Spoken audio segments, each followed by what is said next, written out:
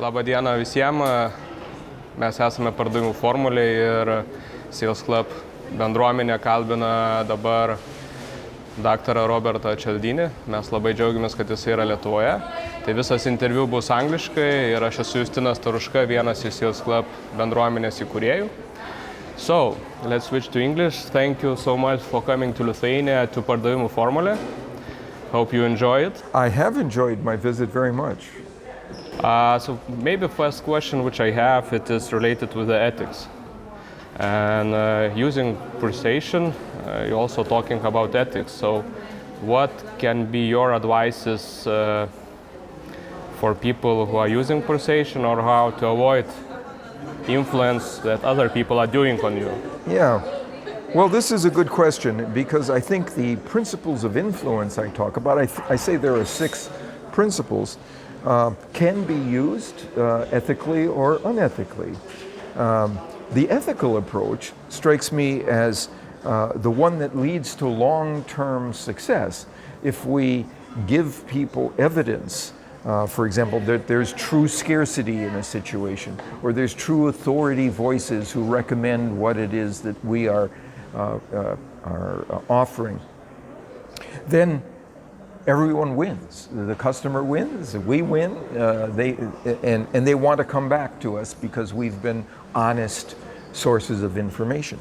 If we trick them, we might get a single sale, but no one likes being tricked, and when they recognize that they get tricked when they deal with you, they don't want to come back, and they also won't recommend you to their colleagues or their friends, their family members. And so this honest use of the principles of influence is successful in the short run sometimes, but for the long term it's a disaster.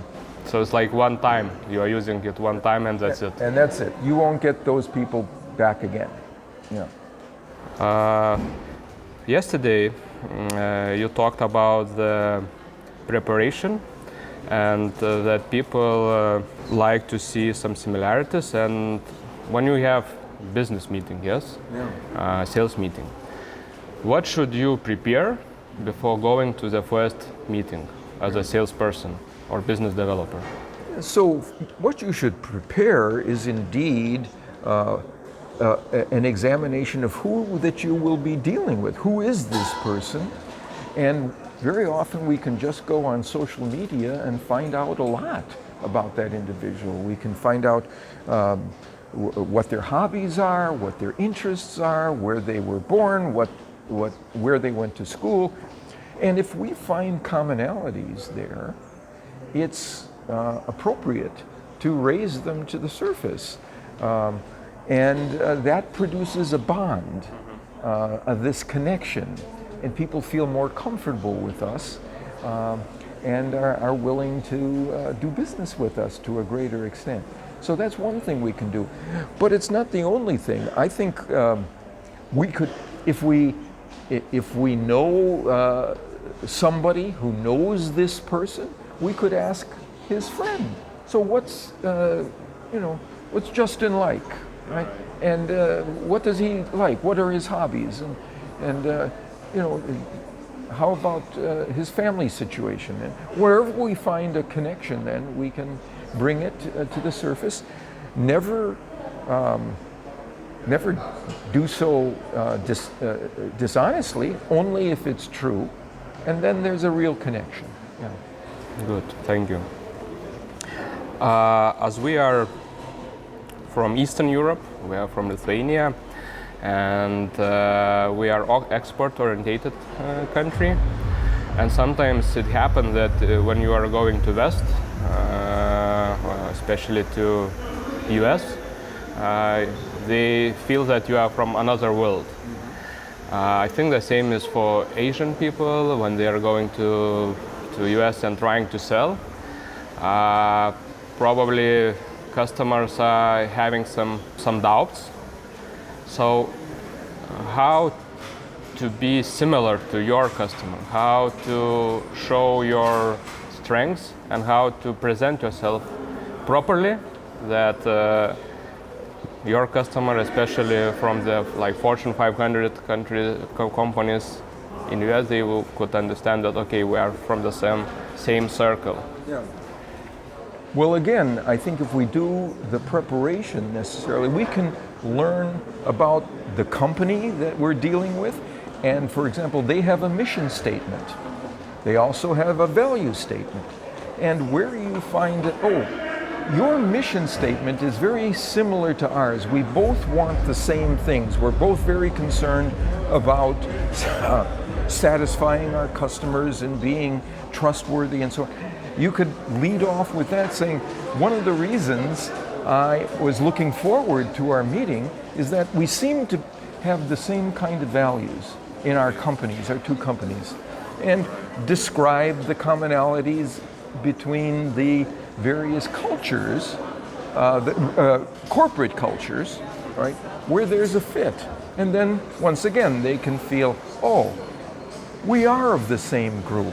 We are of the same category as these individuals. So it means that you don't need to afraid that you are like a smaller company, but if you have the same values?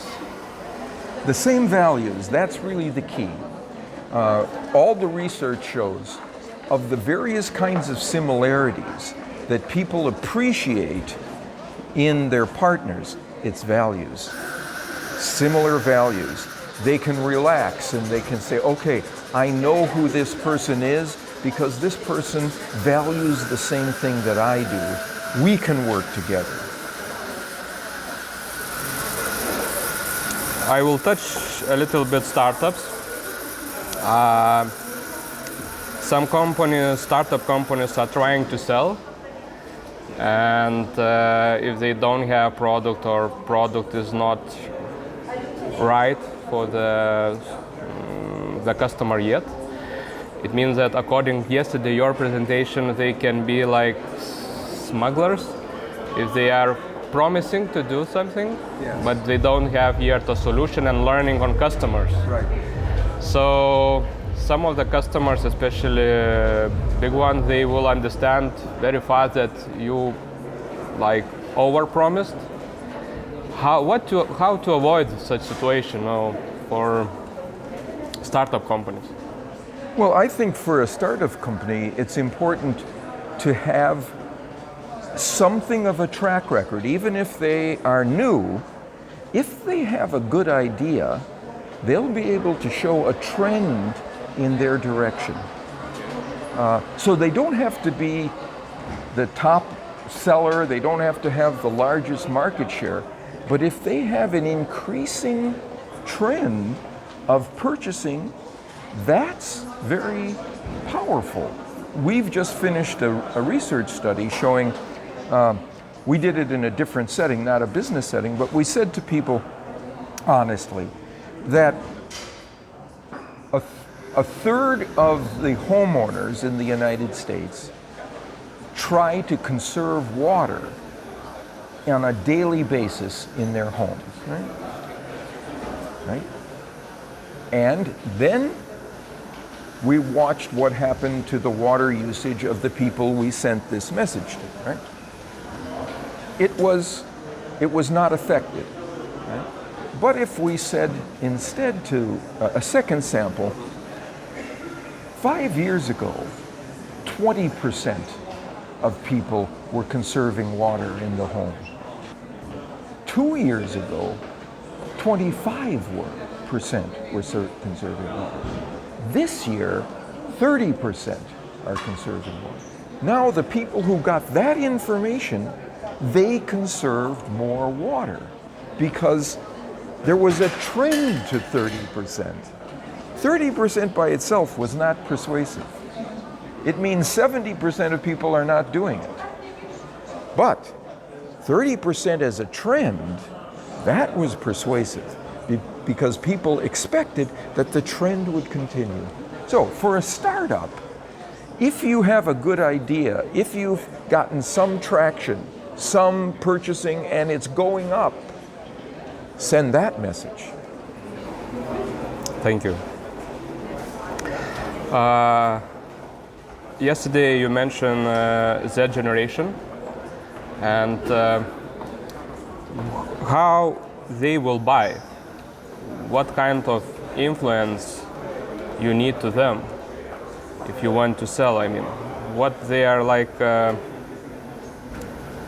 purchase manners, because they are from Z generation, they are using tablets, smartphones, and etc., etc. So, what kind of influence you should? Yeah.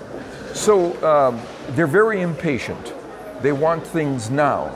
So you should always have a call to action line in your message. You should have, if it's online, there should be a click. There should be something immediate for them to act, right? But also, the evidence is they are very afraid of missing out on opportunities. Yeah. So there's something called FOMO, fear of missing out. And young people are especially concerned that they don't miss anything. At this point of their life, they want to be sure that they have access to all possibilities. So what I would recommend under these cases is to tell them, you don't want to miss what we have. You don't want to miss the unique benefits that we provide, right? Because young people are very sensitive to wanting to avoid missing things. Right. Okay. Thanks.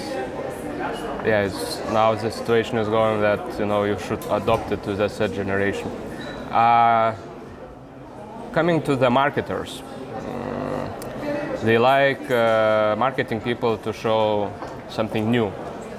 Yeah, they want, but customers are afraid of new. And yesterday you also mentioned a lot about that. So maybe you can share to our audience how to present this new, especially to the business customer. So one thing you can do is use testimonials from experts who say, this new thing really looks good to me. This new thing, I've analyzed it, this new product, this new feature, and it works very well in my estimation. And the same thing with peers, other customers, right? 5-star reviews and so on. If you can show that this new thing that you have really works for people like you and has the recommendation of experts, well then your uncertainty can be reduced, that just because it's new, there's still a lot of good evidence that this is going to be a good product. One of the last questions which I have, coming back to the big guys, Fortune 500, how to already understand that they are using purchasing on you when you are selling to them. Because sometimes I also heard some questions yesterday that we don't want to say that our customers, they are like number one customer in our portfolio. So how to avoid this negative perception from the big customers when they feel that they have big authority, that they can push you, to influence on you, how to manage with this? Yeah, well, I think what you have to do is show them that if they don't move with you, if they don't, once again, they will lose some unique features that they can't get anywhere else. Right? So use that fear of loss, this tendency to want to avoid losing opportunities that your competitor will gain. Okay. And the last question, what are the main 3 mistakes what salespeople are doing, in your opinion? Well, I'll give you what I think is the major mistake. And that is, salespeople tend to have a favorite persuasive appeal, a favorite strategy that they use. And I have a colleague who set about to find the single most effective sales technique. And he spent nearly 2 years trying to find the single most effective persuasive strategy. And I saw him at a conference, and he said, I found it. I found the single best sales technique. It is not to have a single sales technique.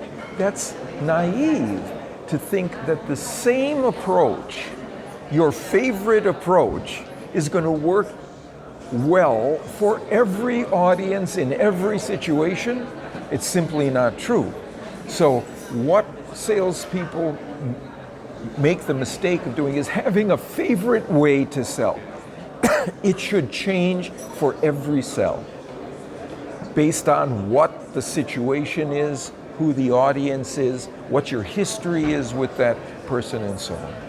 Okay, so thank you so much for this interview, and have a nice time still what you have in Lithuania. Yes, well, I'm enjoying my visits. Thank you. Thank you.